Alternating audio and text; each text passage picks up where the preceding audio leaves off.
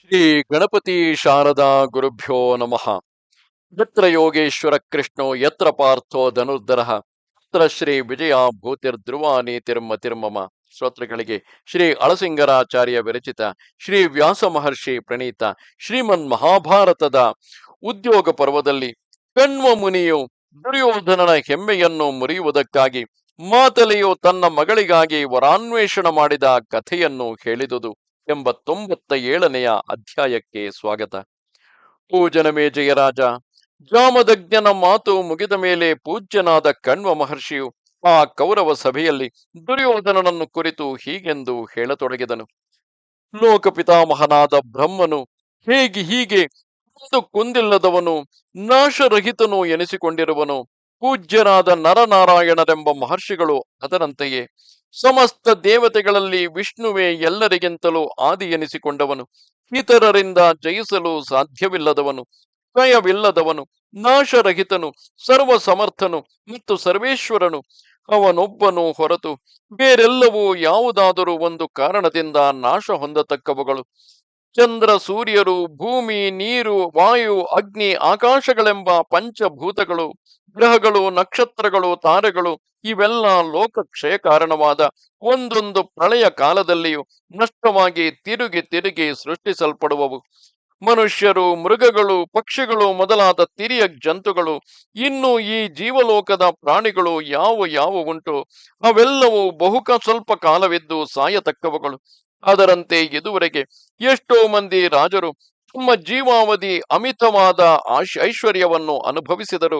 ಆಯುಷ್ಯವು ತೀರಿದ ಮೇಲೆ ಮೃತ್ಯುವಿನ ಪಾಲಾಗಿರುವರು.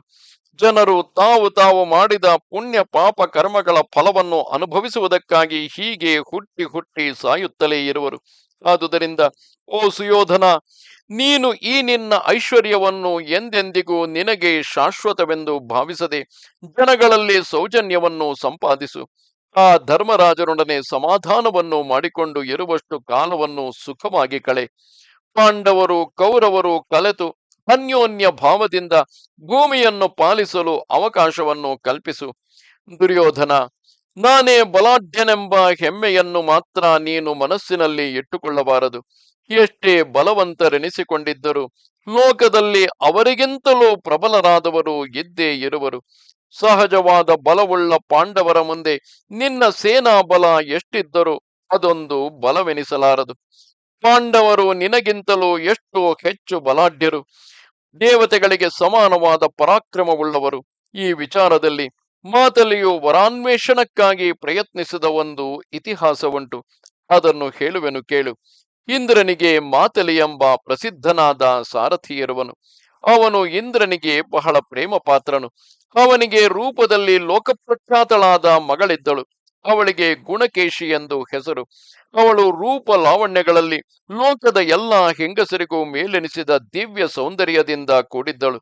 ಅವಳಿಗೆ ಬಾಲ್ಯವು ಕಳೆದು ವಿವಾಹ ಯೋಗ್ಯವಾದ ವಯಸ್ಸು ಬಂದುದನ್ನು ನೋಡಿ ಮಾತಲಿಗೂ ಅವನ ಪತ್ನಿಗೂ ವರನನ್ನು ಹುಡುಕುವ ಚಿಂತೆಯು ಹೆಚ್ಚಾಗುತ್ತಾ ಬಂದಿತು. ಮಗಳಿಗೆ ತಕ್ಕ ವರನು ಎಲ್ಲಿಯೂ ಕಾಣಿಸಲಿಲ್ಲ. ಆಗ ಅವನು ತನ್ನೊಳಗೆ ತಾನು ಹೀಗೆಂದು ಯೋಚಿಸುವನು. ಛೀ, ಮನೆಯಲ್ಲಿ ಹೆಣ್ಣು ಮಕ್ಕಳೇ ಹುಟ್ಟಬಾರದು.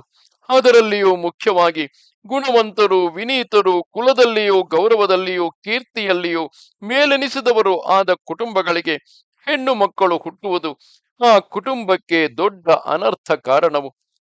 ಇಂತಹ ದೊಡ್ಡ ಕುಟುಂಬದಲ್ಲಿ ಹುಟ್ಟಿದ ಹೆಣ್ಣು ಮಕ್ಕಳಿಂದ ಇತ್ತಲಾಗಿ ಅವಳ ತಂದೆಯ ಕುಲ, ತಾಯಿಯ ಕುಲ, ಹತ್ತಲಾಗಿ ಅವಳ ಕೈ ಹಿಡಿದ ಗಂಡನ ಕುಲ, ಈ 3 ಮನೆತನಗಳು ಕಷ್ಟಕ್ಕೀಡಾಗಿ ಗೌರವವನ್ನು ಕಳೆದುಕೊಳ್ಳಬೇಕಾದ ಸಂಭವವು ಬರುವುದು.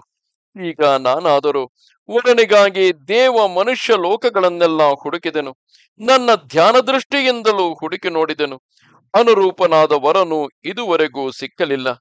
ಈಗ ಮಾಡುವುದೇನು ಎಂದು ಯೋಚಿಸಿದನು. ಮಾತಲಿಯು ಇದೇ ಚಿಂತೆಯಿಂದ ಎಷ್ಟೋ ಕಡೆ ಹುಡುಕಿ ಬಂದರೂ ಅವನ ಮನಸ್ಸಿಗೆ ಯಾವನೂ ಹಿಡಿಯಲಿಲ್ಲ. ದೇವತೆಗಳಲ್ಲಿಯಾಗಲಿ, ದೈತ್ಯರಲ್ಲಿಯಾಗಲಿ, ಗಂಧರ್ವರಲ್ಲಿಯಾಗಲಿ, ಮನುಷ್ಯರಲ್ಲಿಯಾಗಲಿ ಯಾವನು ಅವನ ಮನಸ್ಸಿಗೆ ಒಪ್ಪಲಿಲ್ಲ. ಕೊನೆಗೆ ಋಷಿಗಳ ಗುಂಪಿನಲ್ಲಿ ಹುಡುಕಿ ನೋಡಿದರು. ಅವರಲ್ಲಿಯೂ ಯಾರು ಮಾತಲಿಯ ಮನಸ್ಸಿಗೆ ಒಪ್ಪಲಿಲ್ಲ. ಕೊನೆಗೆ ಅವನು ರಾತ್ರಿಯಲ್ಲಿ ಸುಧರ್ಮೆ ಎಂಬ ತನ್ನ ಹೆಂಡತಿಯೊಡನೆ ಆಲೋಚಿಸುತ್ತಾ, ನಾನೇನು ಇದುವರೆಗೆ ಸ್ವರ್ಗ ಮರ್ತ್ಯ ಲೋಕಗಳೆರಡರಲ್ಲಿಯೂ ಹುಡುಕಿ ನೋಡಿದೆನು. ತಕ್ಕ ವರನಾವನು ದೊರೆಯಲಿಲ್ಲ. ನಾಗಲೋಕವೊಂದು ಮಾತ್ರ ಉಳಿದಿರುವುದು. ಅಲ್ಲಿ ಹೋಗಿ ನೋಡಿದರೆ ರೂಪದಲ್ಲಿ ನಮ್ಮ ಗುಣಕೇಶಿಗೆ ತಕ್ಕ ವರನು ಖಂಡಿತವಾಗಿ ಸಿಕ್ಕಿಯೇ ಸಿಕ್ಕುವನು ಎಂದು ನಿರ್ಧರಿಸಿಕೊಂಡು ತನ್ನ ಹೆಂಡತಿಯ ಅನುಮತಿಯನ್ನು ಪಡೆದು ಮಗಳನ್ನು ಕರೆದು ಪ್ರೀತಿಯಿಂದ ತಲೆಯನ್ನು ಆಘ್ರಾಣಿಸಿ ಪಾತಾಳ ಲೋಕಕ್ಕೆ ಪ್ರಯಾಣವನ್ನು ಬೆಳೆಸಿದನು. ಇದು 97ನೆಯ ಅಧ್ಯಾಯವು.